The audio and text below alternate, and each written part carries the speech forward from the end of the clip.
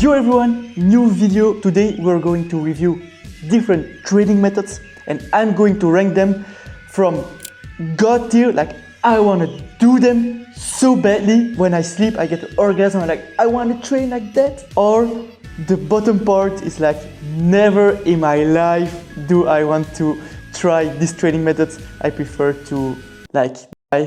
Alright, before we start, let's go through all the tiers. We have godlike, this is I want to do it so bad. Then we have very good, we have good, we have average, which is alright.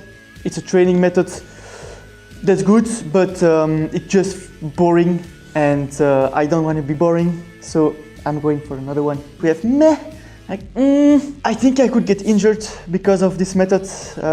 I would not like to do it that much. Then we have bad. This is something I would not like to apply in my daily life as a professional runner. And finally, we have trash. I prefer to die than to train like that. If I have some energy right now, if you think I'm crazy, I am crazy, but also I just drink 3 mate drinks, so I got some energy in my body. I'm ready. Man, I would prefer to die than to do a LSD, long slow distance run. First of all, I never do long runs. There's a reason for that, because I don't like them, and personally I don't need them. I know a lot of people need them, but personally I would never do. And secondly, they always come at a bad time in your training cycle. It's always in the week where you have already tired legs, and then your coach gives you paf, slap in the face, long run in the legs. It's super difficult. You're just like from kilometer or mile 1 until the end, you're just counting the miles you want it to stop. And so yeah, I just don't like the long runs. Are you drunk now? Wow man, stride is also double slap in the face. It's not in trash because they're quite important. I put them in bed. I just do strides because I need it to survive as a runner. I need to maintain my leg turnover. So a lot of runners like me, marathon runners, etc., we implement strides after an easy run just to maintain the biomechanics and the leg turnover, to not make our muscles become too slow over time. From experience, I always have heavy legs when I do strides, so they never feel smooth. So it's just, it's very bad. I just do them because it's needed to stay fast.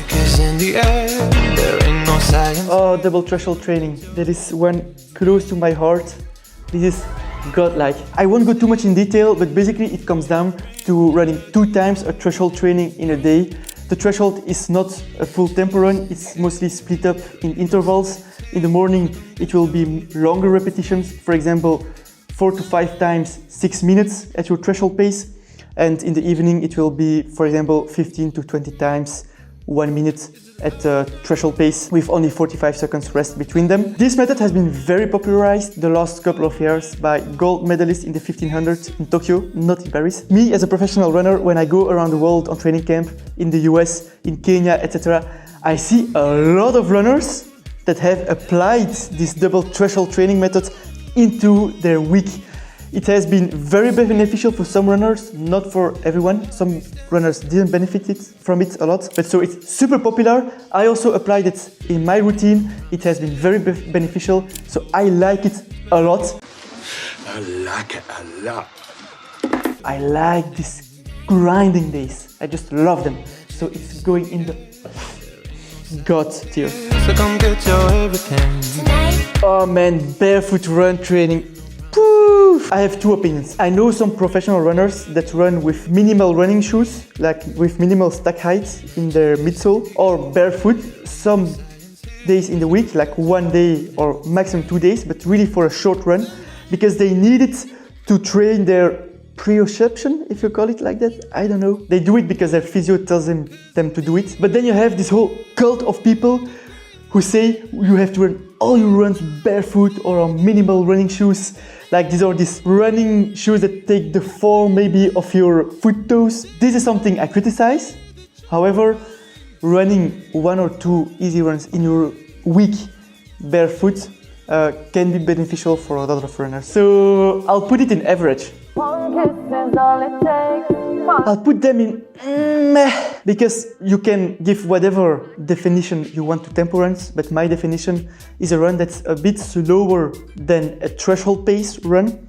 So mostly is around marathon tempo, and man, these are too slow for me to really enjoy. I like the threshold ones because you feel like you're grinding. It is hard when you do it with very low energy levels and for very long, like the marathon long tempo runs, and I don't like it, so I'll put it in meh. This is awesome, this is godlike. If there's one way to run a PB in the marathon, in the half marathon, in the 10K, in the 5K, it's with a negative split. That means running your first half slower than your second half. This has been shown in research where they researched the buildup of the lactate in the muscles, and they saw that generally people have the least buildup of lactate in the muscles when they negative split a race. So if you want to run a PB, negative split, so I put it in godlike. Oh, the Renato Canova style long runs. Renato Canova is a very famous trainer from Italy. He trains a lot of marathon runners. I know he's a very good coach. I don't know what Renato Canova style long runs are. I don't dare to say that his training methods are bad, so I will put it in very good, even if I don't know what his long runs are. But I assume these are just marathon-paced long runs. So this is something me as a middle distance runner, I don't apply in my training. It's a lot for sprint training. It's when a sprinter will not be pulled back by a weight or an elastic band or something, but it's completely the opposite. It's an elastic band that like pulls you forward. It's to really train the neuromuscular system to have a high turnover at big speeds. By the way, there is a sports doctor once that sent me a message. It was quite nice. He told me, John, you want to run on your closing speed in competitions, so maybe you should apply overspeed training into your schedule. And I do it with my dog, he pulls me forward, so that's a way to do it. But I don't apply it, I don't think it's very beneficial for middle distance runners, so I'll put it in just good because it helps sprinters, but it's not useful for me, so it's just good. Ooh, Fartlek trainings. Fartlek is a word that comes from I don't know which language. It means a pace game. So it's just a run without intervals. It's just a run where a continuous run where you don't stop running, but you change paces. For example, 10 times 1 minute, 1 minute. This means 10 repetitions of 1 minute fast, 1 minute slow running.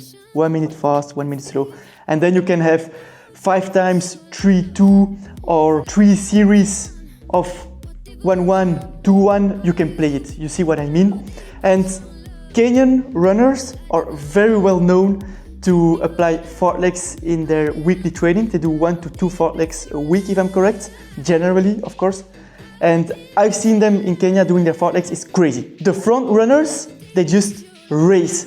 They race at 2,400 meters altitude in the hills, and they do crazy speeds. So I love the Kenyan runners applying this training into their weekly schedule. I don't do it myself, but I know it's very beneficial, so I put it in very good.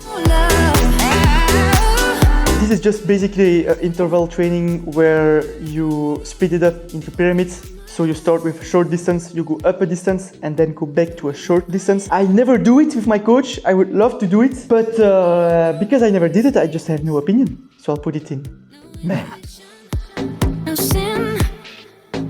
All right, let's go. Mathieu Bonne is athlete in Belgium, an elite athlete.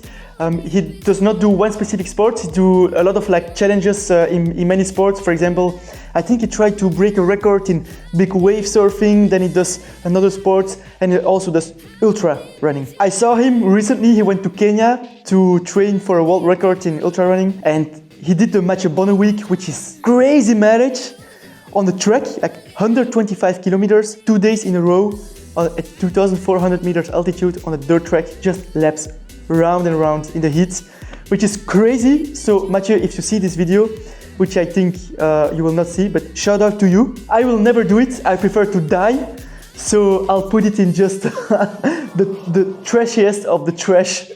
So tell me, how deep is your love? Oh man, hill reps are just the worst training ever. It's quite tough, but it's something a lot of middle distance runners like me put in their weekly mileage. It's basically going up a hill for between 10 to 30 or 40 seconds, and you do between 5 to maybe 20 reps at different intensities. So if you do a very short hill rep, the purpose of the training is very different than when you do long hill reps. You will tap into different physiological energy systems. For middle distance runners, we often do, for example, 10 times 30 seconds in a hill, and man, wow, this is dying. It's a training that's necessary, but it's horrible. So I put it for sure in very bad. Why wait to say that This is something that runners apply, and you as well. Everyone should do it when you come back from a long-term injury where you didn't run for a very long time. Then the muscles, the tendons and the bones still have to adapt to the mechanical load. What we generally do is a couple of weeks of run walking. So you start with running 1 minute, walking 1 minute, a couple of times. Then you go to running 3 minutes, walking 1 minute, etc., until you can run again. Basically, it's quite frustrating because you just want to run continuously, but you can't because you have to save your body and build up the load gradually again when you come back from injury. So I put it in meh, it's not fun, but you have to do it. When I talk about cross training, I talk about the elliptical bike in the gym. You see it like where you see all the grandmas and grandpas like doing this stuff, but it's actually very beneficial for running because it's low impact, it mimics the running moving pattern quite well, and it trains the cardiovascular system very well. However, it's super boring because you're just facing a wall or something. So the best thing to do when you do the elliptical bike cross training is to have an iPad or something and watch a movie. So I'll put it in very good. Why? Despite it being very boring, it's super useful when you're injured, when you're coming back from injury, and even as additional mileage in your current running week, if you just want to add training load without having the impact of running. So it's just elliptical bike. It's so good that I put it in very good. Everyone, thank you for watching this video, and see you in the next tier video. Ciao. Who am I? What am I looking for? Why am I so badass?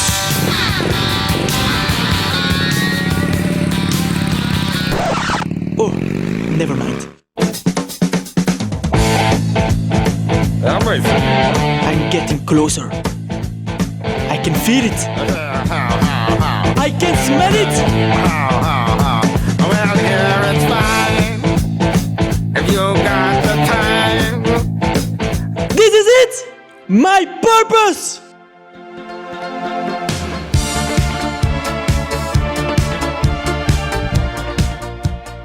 Pull out your phone, click the link in bio to my training program, and let's smash your next running goal together.